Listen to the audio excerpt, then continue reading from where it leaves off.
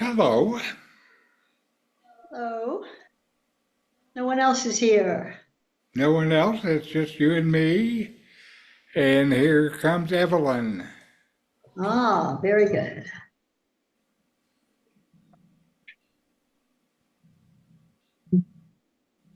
Ready.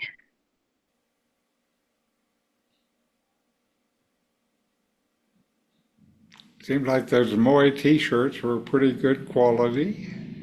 They were, yeah, actually.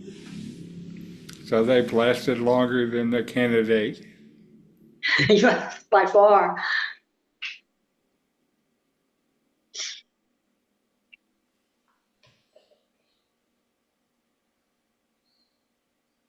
Hey, hello Hi, there. Evelyn. Hi, Carol. How you doing? I'm doing fine at this point. How are you? I'm doing all right. Very good. Oh, that's pretty, that background. Uh-huh. Well, you should think it familiar. Yeah.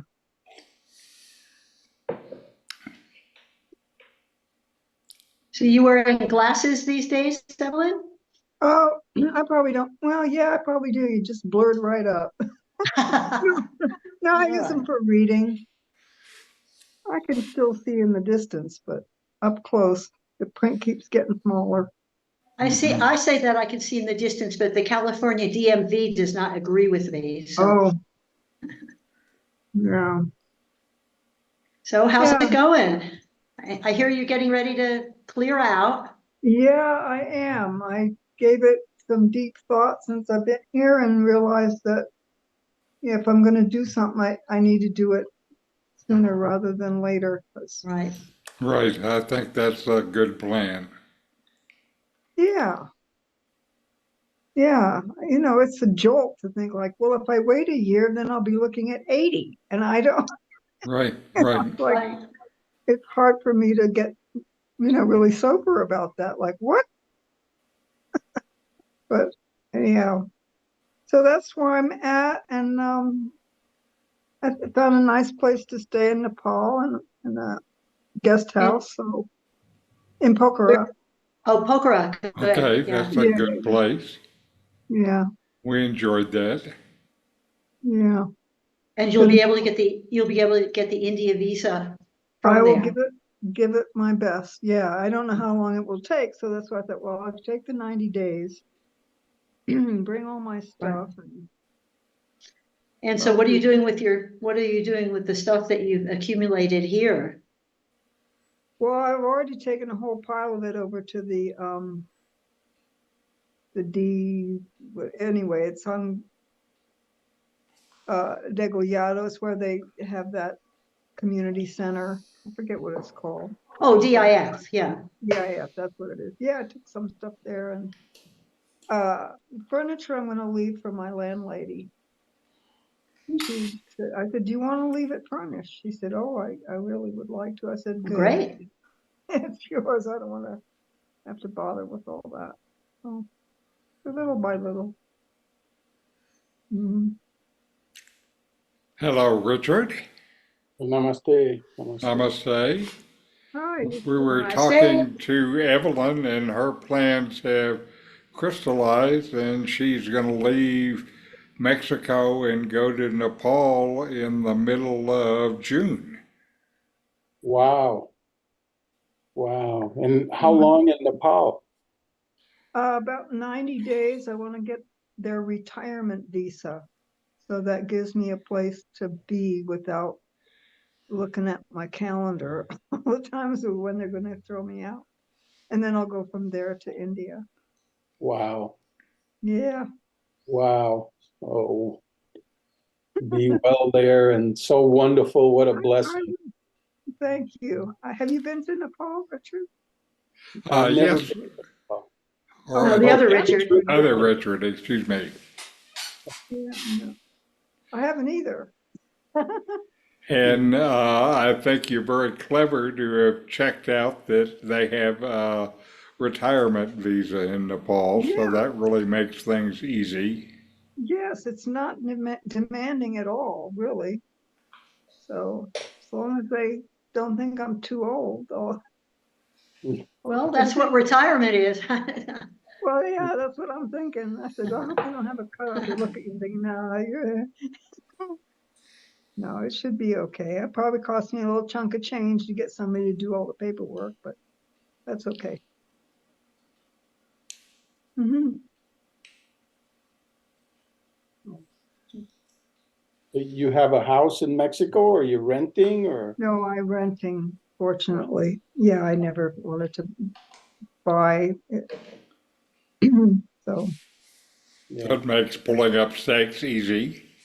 Yes. oh, I absolutely. kept thinking, thank God I don't own a house. Yes. Yes. Yeah.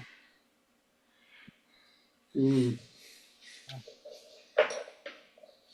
Okay, are we ready to go then? Sure. Ready? Okay.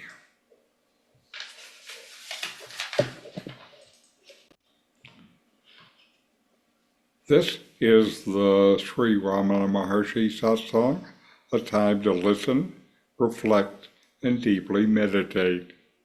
Know yourself and be always free and at peace.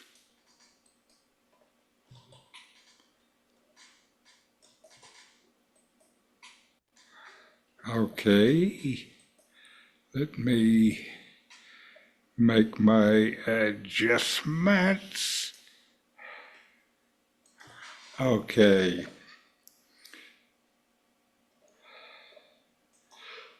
Welcome. I'm Richard Clarke. I'm not a guru or a teacher. I just love this teaching, so I want to share it.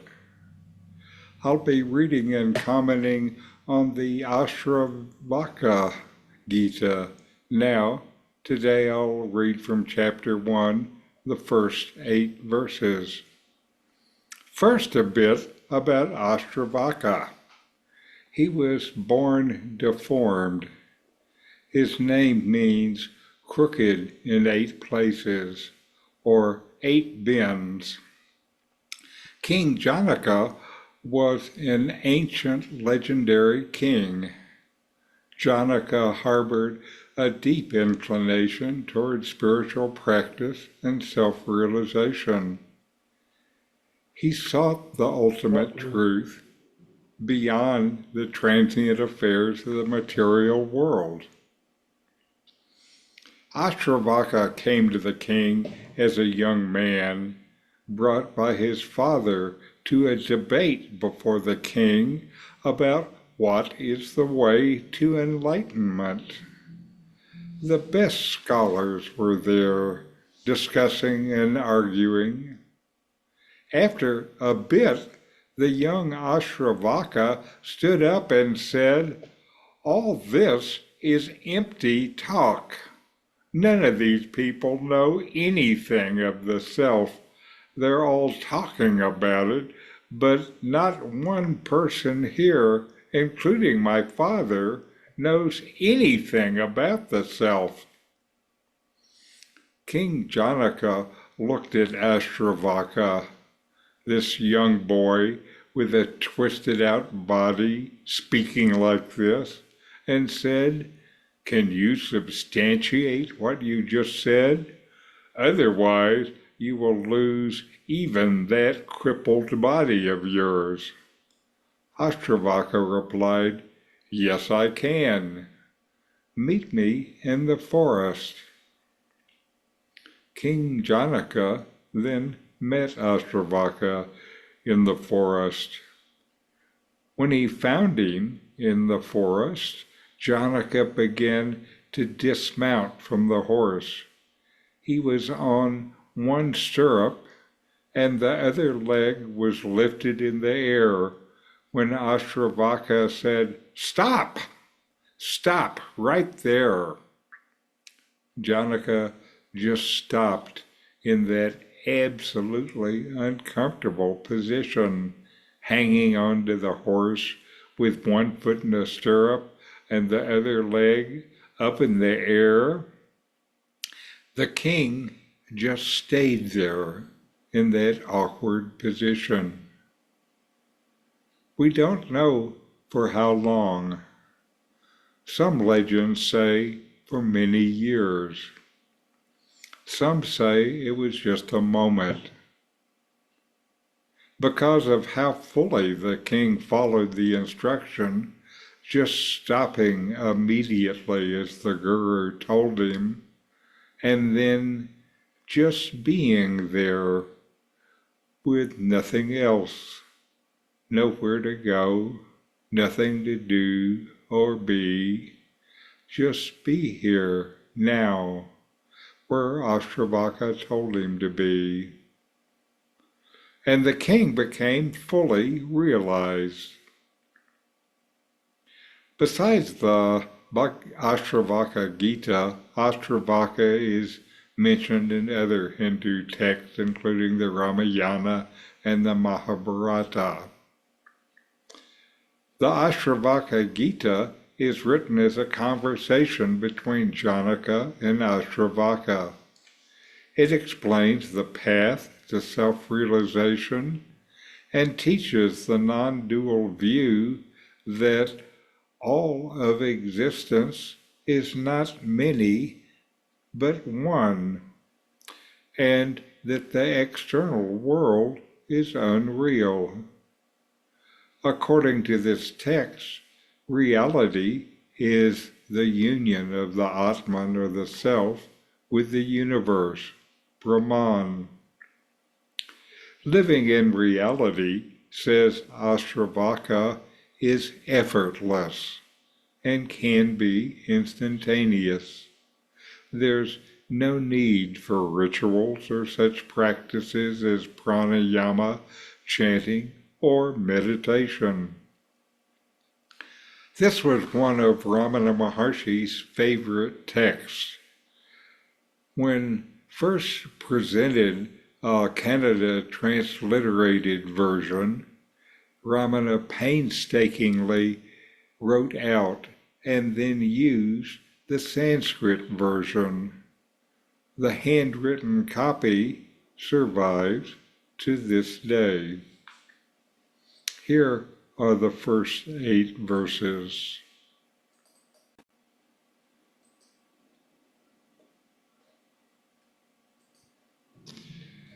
Instruction on self-realization. Janaka said, Master, how is knowledge to be attained, detachment acquired, liberation attained? Ashtavakra said, to be free, shun the experiences of the senses like poison. Turn your attention to forgiveness, sincerity, kindness, simplicity, truth. You are not earth, water, fire, or air, nor are you empty space. Liberation is to know yourself as awareness alone, the witness of these. Abide in awareness with no illusion of person.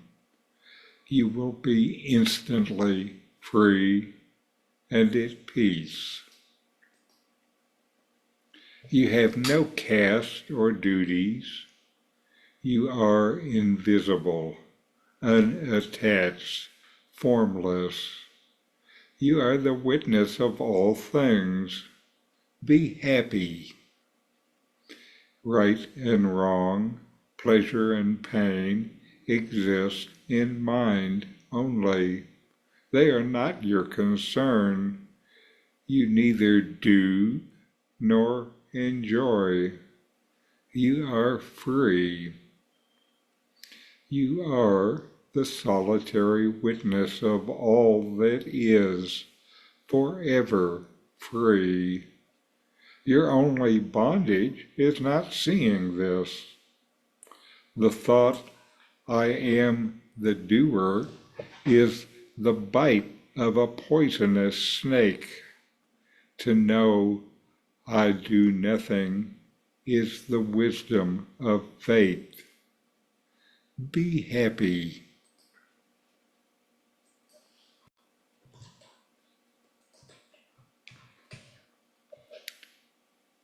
So here are explanations of these Ashtavakra Gita verses, always considering the perspective of Ramana Maharshi.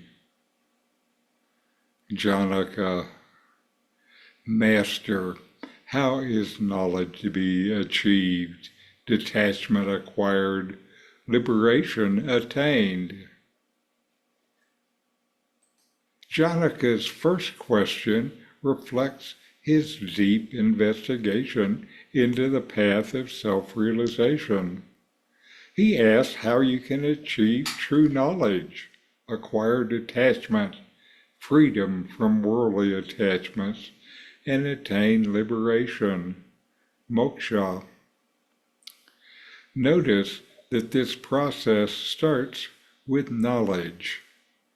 This is not mental, conceptual knowledge, but direct experiential knowledge, the knowing that comes with being.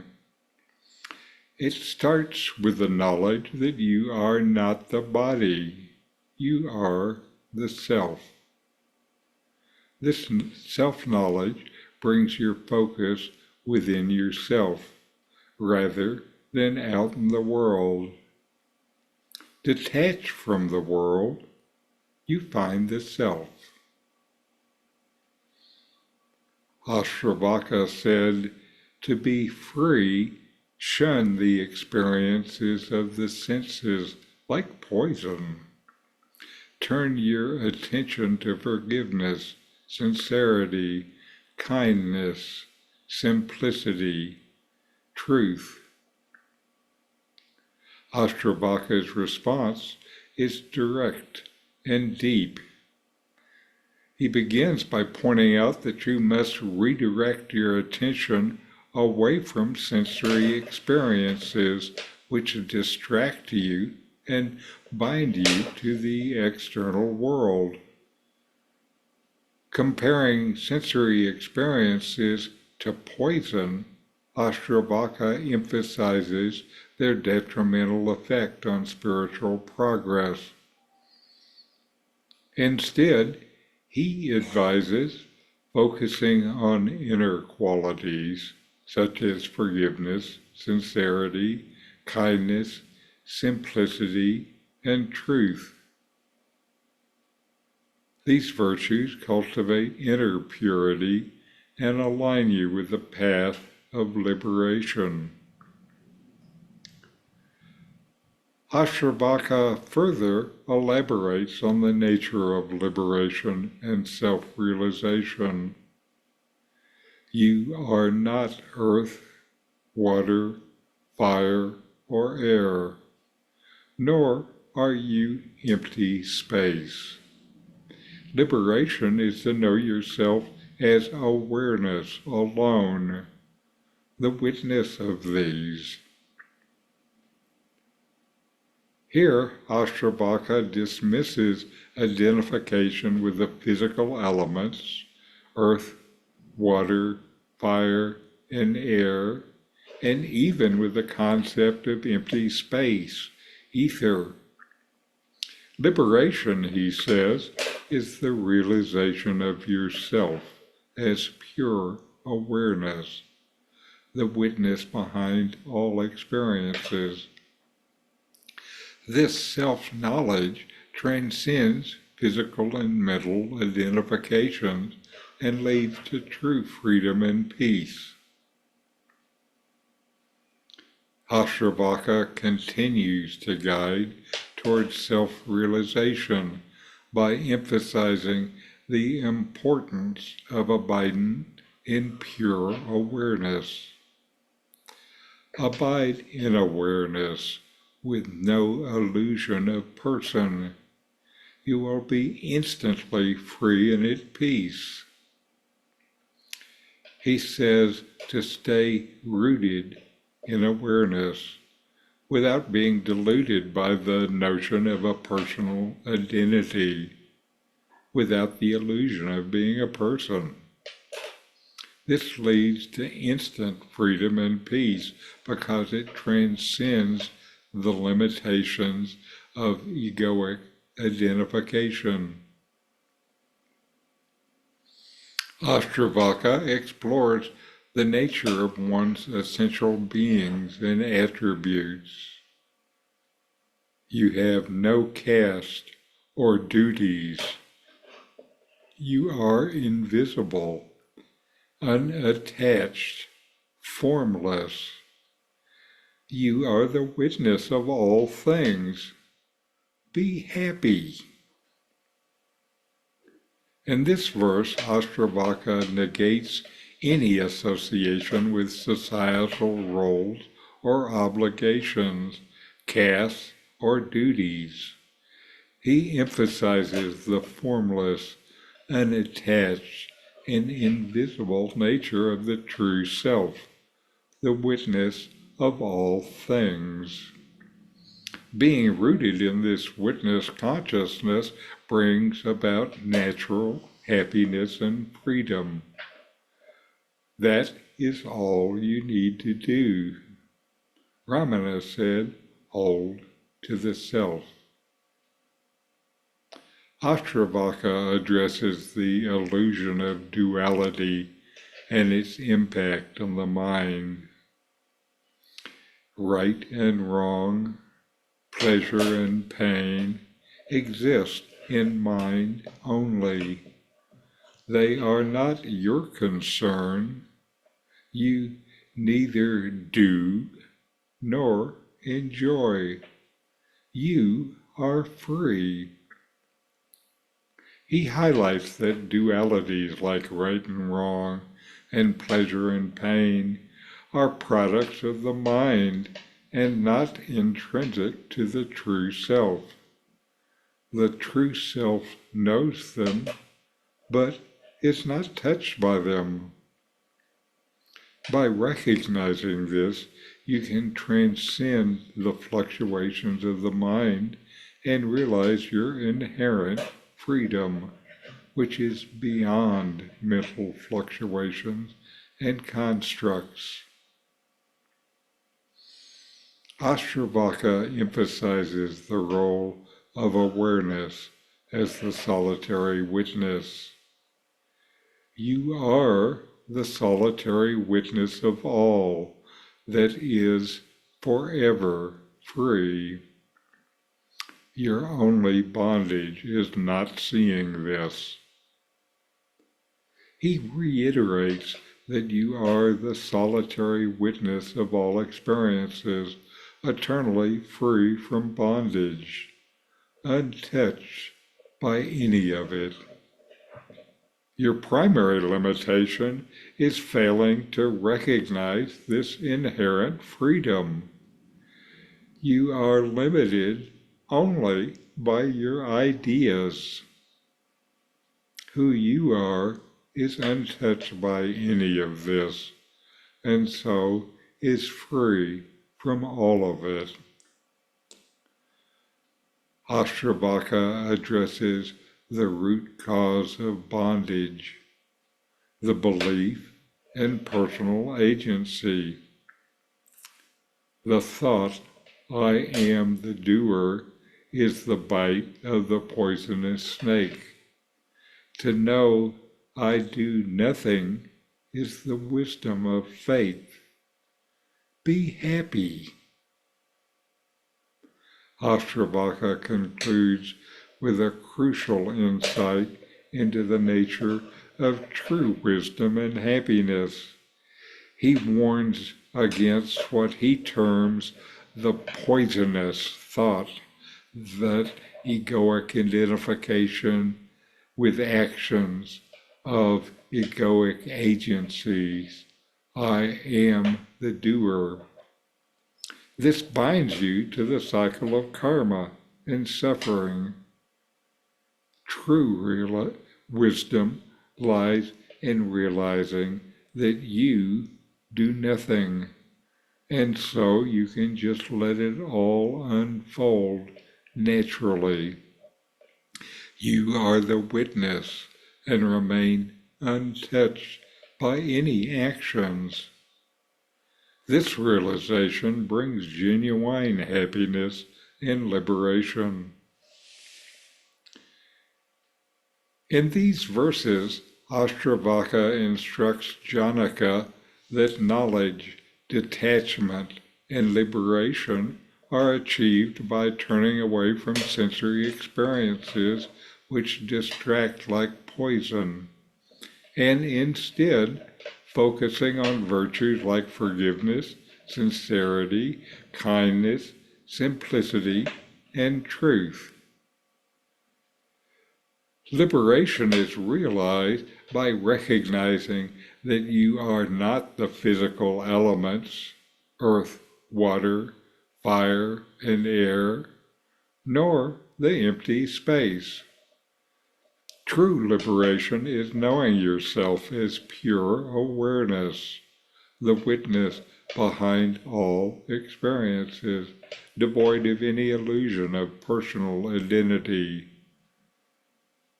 By abiding in this awareness without identifying with the illusion of personhood, you become instantly free and experience profound peace.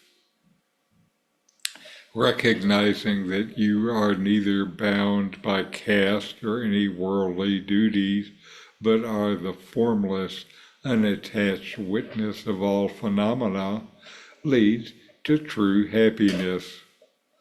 Understanding that concepts of right and wrong, pleasure and pain, are products of the mind alone and do not define your true nature. This releases you from mental bondage.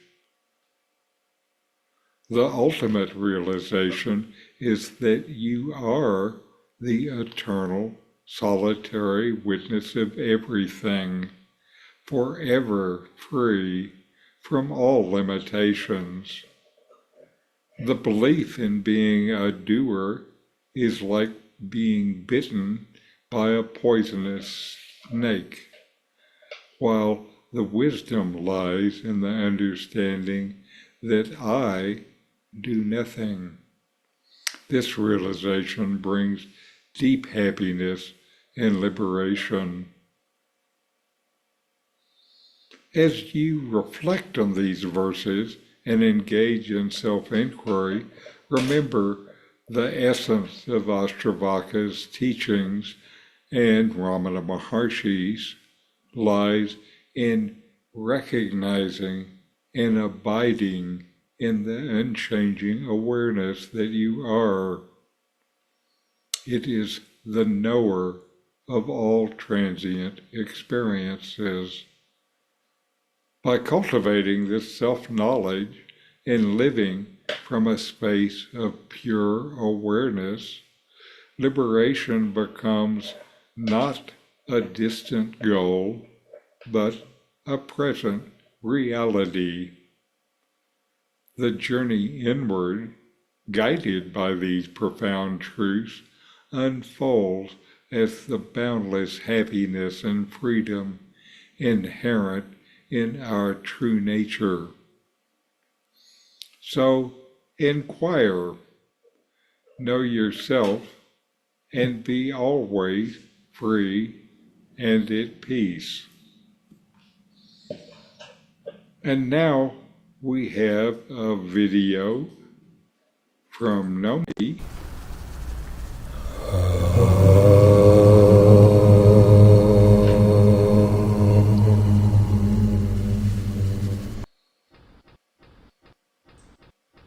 The Maharshi has said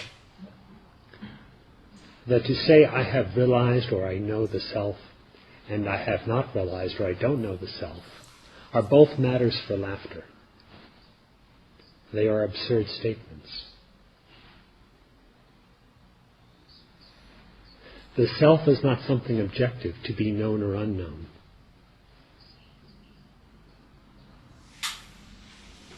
Your being cannot become an We're not object hearing anything. conceived or perceived.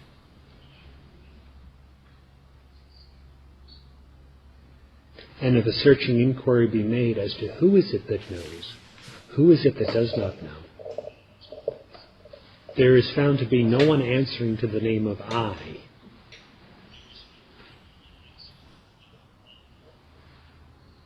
Inquire within yourself, Richard, we're not hearing anything. taking your own sense of immutable existence as the basis of the inquiry. Trace out your own existence. I wonder, can Richard And hear know us? what is there. It is not the Richard. body. Richard, we can't hear anything. It is not any of the thoughts constituting the mind. Beginning, it was no sound. What is it that is assumed to be an I, but which is actually existing all the time? What is it that is assumed to become embodied, to have birth and death? Can you but which hear is now? itself It's not actually saying unborn, anything. Let me go back. imperishable, and formless. Go back to and the unembodied? beginning. What is it that seems to be at the center of all thoughts, yet itself actually is Can never you hear? conceived? The No. unknown No, knower no. of all that is known as the I can't hear you either. Well, that's bad. What is it that you truly are? We can hear you, but not this video. If just Yeah, this and you much can't is hear realized, us. So I can't hear you Brahman either, knows Carol. Brahman. Reality comprehends Can you hear me? itself. With a knowledge that I is guess eternal. not. I guess not. Not a knowledge divided into knower, knowing, and known. But you can hear me, Carol. Yes, I can. But non-dual Yeah, knowledge, okay. Something happened. in which being The and connection with knowledge Richard. are identical. So we can't Being is not an hear each object, other, but we and can't it is hear not an activity. Likewise, knowledge is not something gained or lost. Okay. In the inquiry to know yourself, the dissolution of the inquirer, Okay, no more or the video. penetration into the nature of the inquirer, is what is essential. I'm sorry, I don't know The anything dissolution of his individuality else to do. that seems to mark him off as So a separate I'm being. gonna The just abandonment of such false move definition along to is the the progress so-called. inquiry. Actually, one is traveling no distance whatsoever. And you can hear me now, right? I can hear Yes. It you. is more like Can you We can dreaming hear for you. one thing, It's funny, Yeah. I still can't hear and you, waking so up to something find is. that you were not that thing at all, that you were dreaming. If this happens, is there any transformation? Yet the old delusion is gone. Misidentification constituted the delusion. And delusion alone was the cause of any of the bondage or suffering experienced in that dream.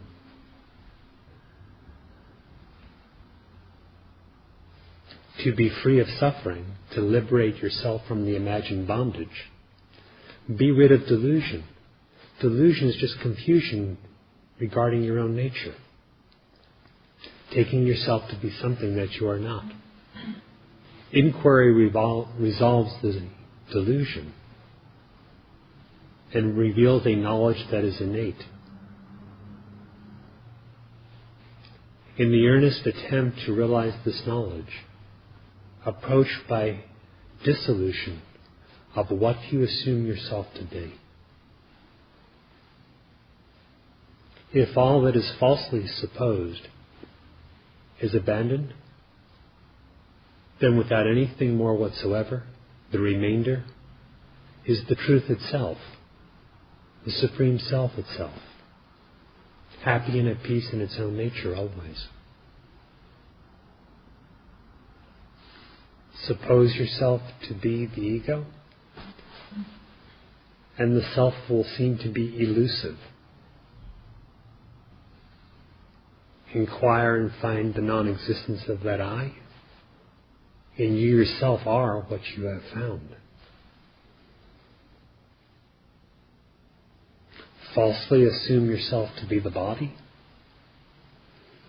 and realization will seem exceedingly difficult. God or the Absolute will seem to be something other.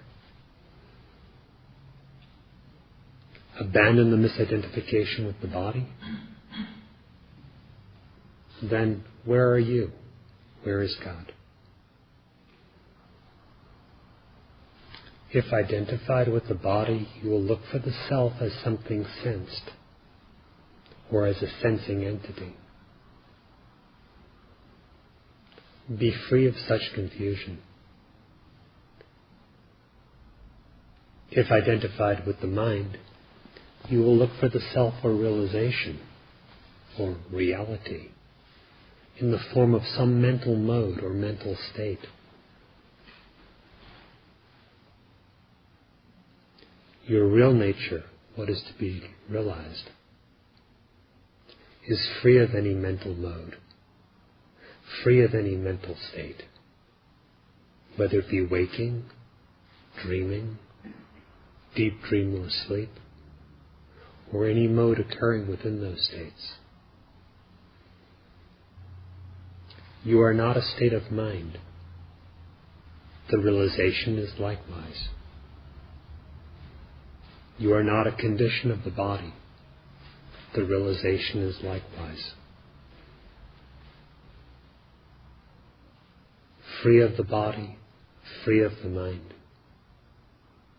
Non-objective, unchanging. This space-like, very real remainder, which alone has been existing always, is the truth of your being. Know it experientially, firsthand for yourself.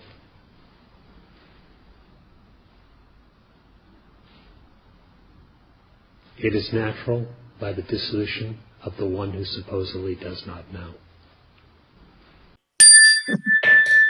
Notice that you exist and you know that you exist.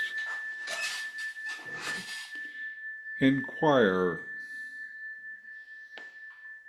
how deeply are you attached to sensory experiences in your daily life?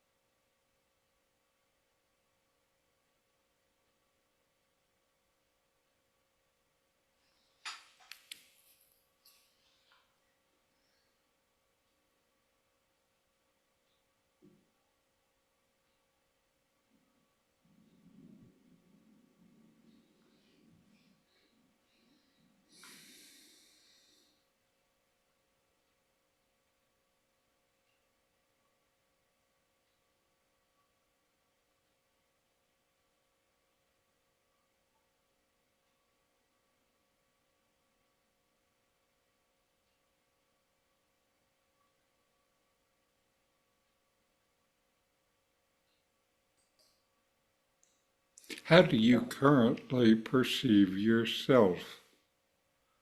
Identifying with the body-mind or as pure awareness?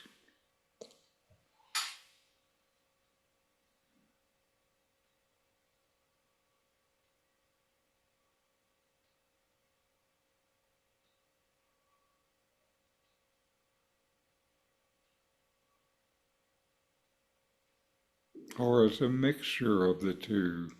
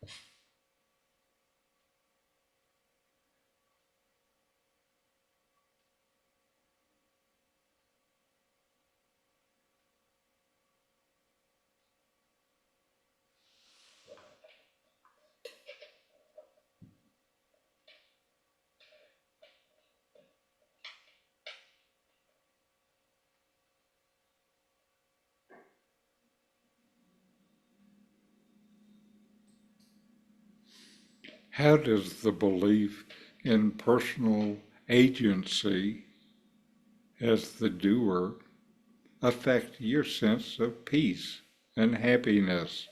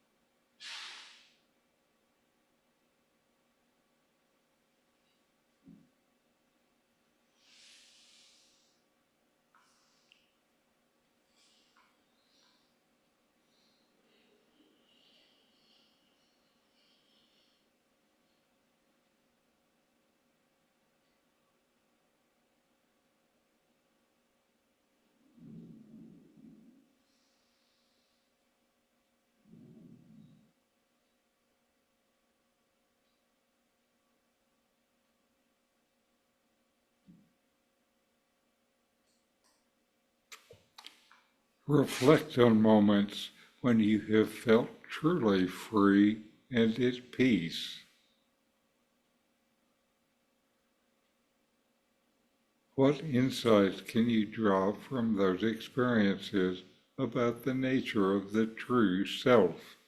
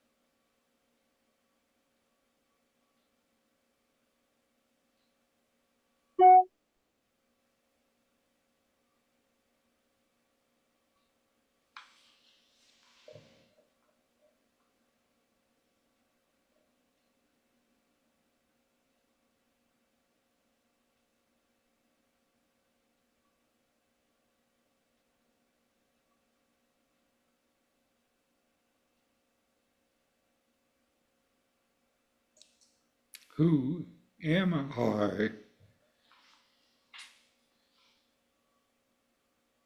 It's a matter of identity. What identity am I holding?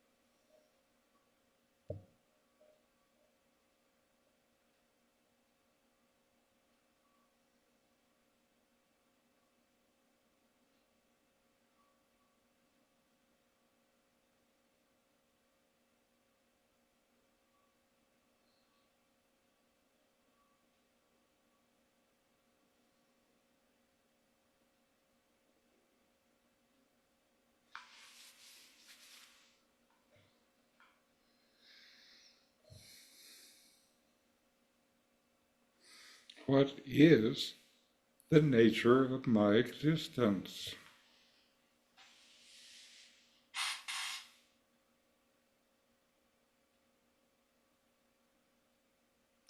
What exists?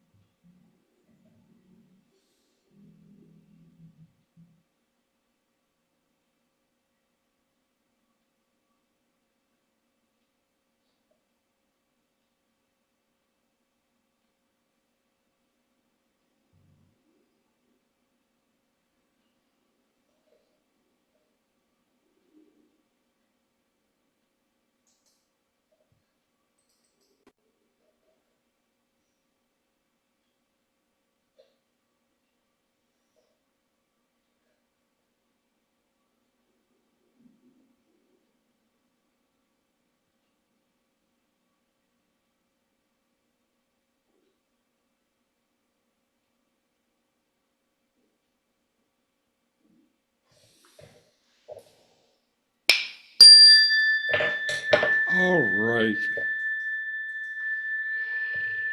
Om